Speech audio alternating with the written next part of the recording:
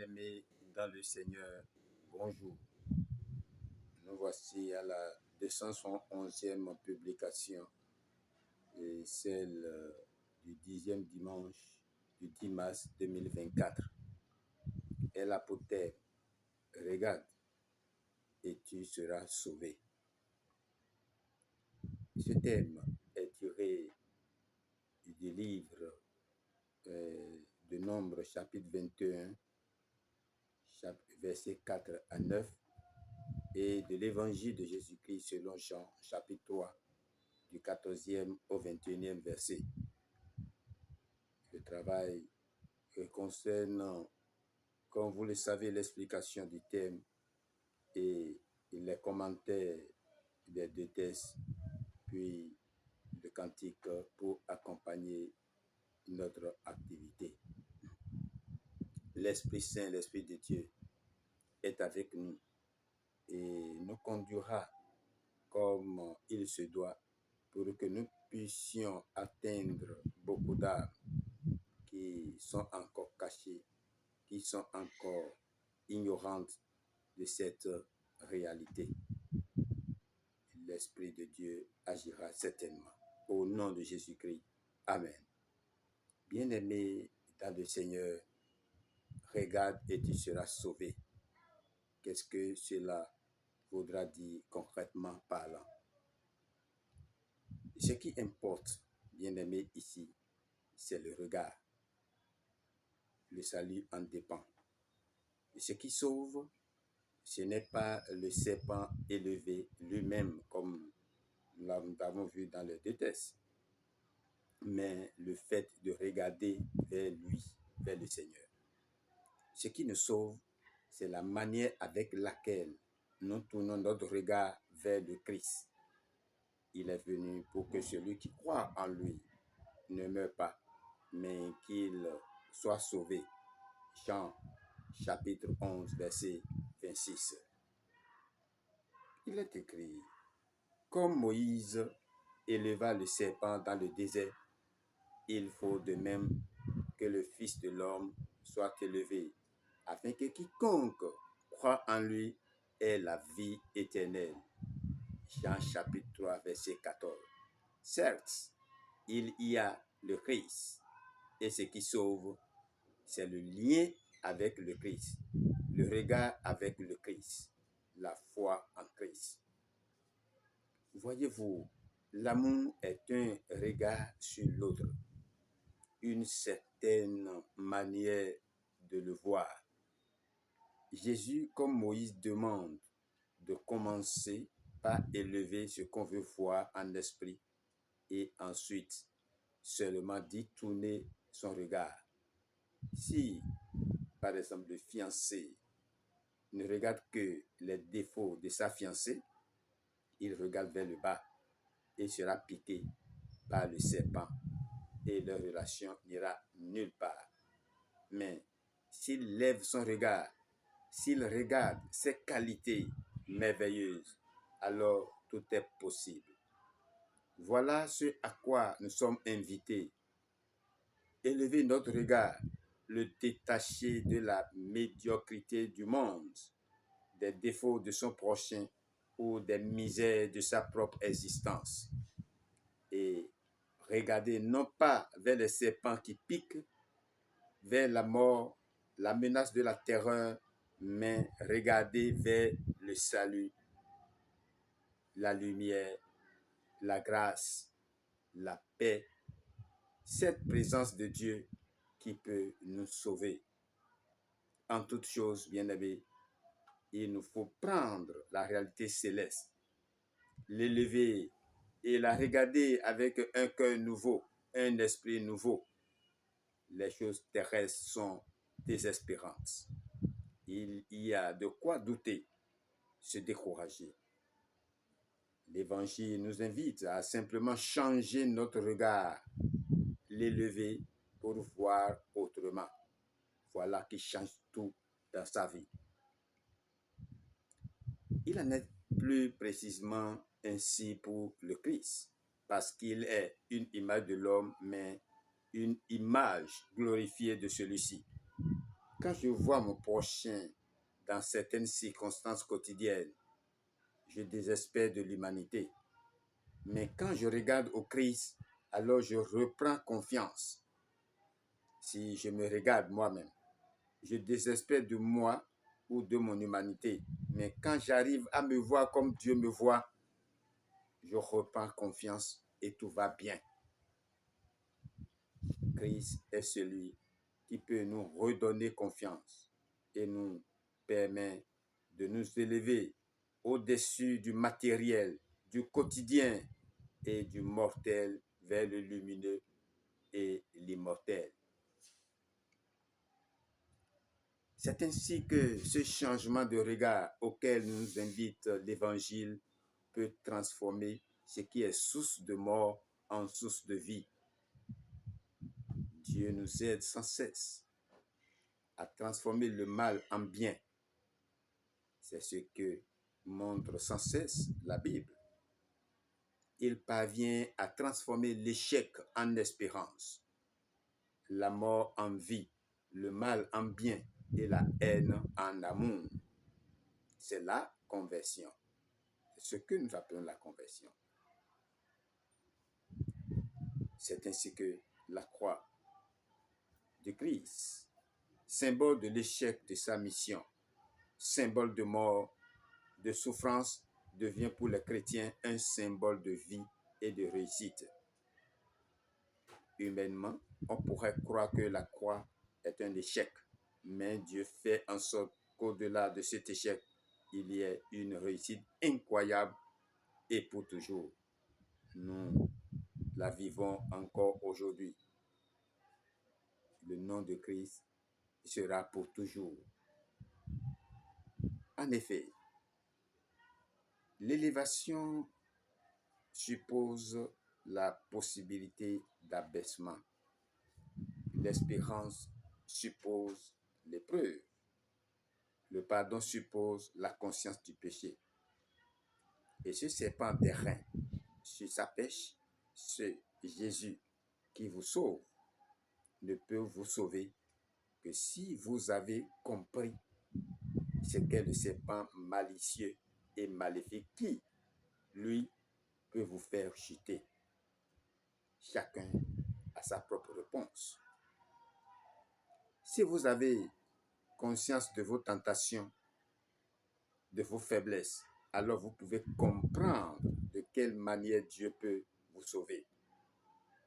D'après le test, le premier test bien entendu, ceux qui seront sauvés ne seront pas ceux qui n'auraient pas été mordus par des serpents, mais ceux qui, étant mordus, regardent le serpent d'airain. Voyez-vous. Effectivement, c'est Dieu qui nous sauve. Pour finir avec cette explication, je vous dis, c'est Dieu qui nous sauve. Mais à nous de lever les yeux vers ce serpent élevé, d'élever nos yeux vers l'image du Christ dans nos vies, de fixer nos yeux dessus et de nous y diriger. Alors, celui qui a été souverainement élevé peut nous élever à notre tour à lui. Comme le peuple a tourné ses regards vers le serpent élevé de Moïse quand il était piqué par les serpents brûlants, de même, tournons nos regards vers ce Christ que Dieu a souverainement élevé et à qui il a donné de vaincre la mort, l'épreuve, l'échec, la solitude et toutes les choses qui nous terrorisent. Tournons nos regards vers la lumière, alors nous pouvons marcher vers la lumière, car Christ est notre lumière et notre vie. Alléluia. C'est avec ces mots que nous voulons aborder les commentaires et du livre des Nombres, chapitre 21, versets 4 à 9. Il est triste de constater que sitôt après, le découragement survient. Les mots suivants, les phrases suivantes. il n'y a pas de pain, il n'y a pas d'eau. Verset 5. La manne ne manque pas, mais elle est méprisée par les enfants d'Israël. Le rocher a été frappé, mais on oublie de lui parler. C'est l'image de ce qui se produit quand nous négligeons la parole et la prière. Perdre conscience de ses ressources, c'est sombrer dans le découragement et les plaintes. C'est s'exposer aux attaques de Satan. La morsure des serpents, bien entendu, amène Israël à sentir et à confesser ses péchés. Alors, Moïse intercède une fois de plus et l'Éternel ordonne un remède. Ce serpent de bronze placé sur une perche, un seul regard vers lui apportait la guérison. Le Seigneur Jésus, dans son entretien avec Nicodème, explique la portée spirituelle de cet épisode du désert. Le serpent de bronze élevé par Moïse, c'est lui. Le Fils de l'homme élevé sur la croix, c'est Christ, fait péché pour nous. 2 Corinthiens, chapitre 5, verset 21. Assimilé à la puissance même du mal pour en subir la condamnation. Telle est la mesure de l'amour de Dieu pour le monde. Jean chapitre 3, verset 14 à 16. Chers amis, vous qui m'entendez, vous qui m'écoutez, avez-vous dirigé le regard de la foi vers le Sauveur élevé sur la croix? Avez-vous la vie éternelle? À ces questions, je passe au deuxième texte qui est celui de Jean chapitre 3, verset 14 à 21, qui nous relate le comportement de Nicodème dans son entretien avec Christ. Alors, craintif, mais poussé par les besoins de son âme, Nicodème va rencontrer celui qui est la vie et la lumière. Chapitre 1, versets 4 et 5. Ce chef de Juifs, cet éminent docteur d'Israël, apprend auprès du docteur venu de Dieu une vérité aussi étrange qu'humiliante pour lui. Ni ses qualités, ni ses connaissances, ni aucune de ses capacités humaines ne lui donne droit au royaume de Dieu. C'est humiliant, n'est-ce pas? Car de même qu'on entre dans le monde des hommes par la naissance naturelle, une autre naissance est nécessaire pour entrer dans ce monde spirituel, celui de la famille de Dieu. Nous trouvons deux il faut dans la réponse du Seigneur. L'un s'applique à l'homme. Il vous faut être né de nouveau. L'autre, qui en est la contrepartie terrible, concerne notre Sauveur adorable lui-même. Il faut que le Fils de l'homme soit élevé. L'élévation de Jésus-Christ présenté sur la croix au regard de ma foi me sauve de l'éternelle perdition. Versets 14 et 15. On peut le comparer au Nom, chapitre 21, versets 8 à 9. Et en le contemplant, j'apprends à connaître l'amour de Dieu pour le monde, donc pour moi personnellement, et la preuve suprême qu'il en a donnée. Le monde ne sera pas jugé sans avoir d'abord été aimé. Tout l'évangile est contenu dans ce merveilleux verset 16. Moyen de salut pour d'innombrables pécheurs et qui ne devrait jamais cesser de confondre nos âmes. Voilà ce que nous pouvons retenir pour vous, et le cantique pour l'accompagner ne peut qu'être ce chant intitulé J'ai un message du Seigneur, Alléluia. Have a message from the Lord, Alléluia. Le cantique numéro 433 du livre Yoruba. Regarde Christ, chante ce cantique et tu es sauvé. En chantant, pose tes pensées, que ta conscience soit sur Christ. Regarde à Christ seul, comme le relate ce cantique, et tu es sauvé. Choisis le chemin de la vie et quitte la perdition. Que cherches-tu? Viens à la vie éternelle, la source éternelle d'eau vive. Viens avec nous. Je ne le dirai jamais assez, parce que c'est très important. Et je sais de quoi je parle, et je le vis au quotidien. Je veux que tu viennes goûter à cette vie. Elle est merveilleuse, elle est magnifique, elle est extraordinaire.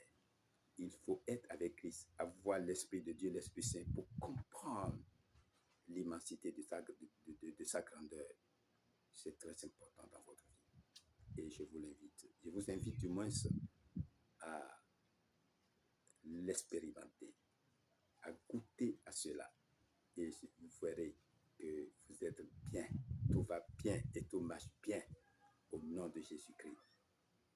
Je vous invite humblement à aimer et à vous abonner à ce canal pour ne rien manquer tous les jours de votre vie, pour partager l'évangile avec tout le monde en partageant ses activités. Abonnez-vous massivement et vous verrez que vous ne regretterez jamais. C'est votre bonheur. Au nom de Jésus-Christ. Amen. Votre bien-aimé et le spécial apôtre Ngbo Denabo Ignace des églises des chérubins et séraphins, paroisse d'Afrique numéro 1 Saint-Gabriel. À bientôt.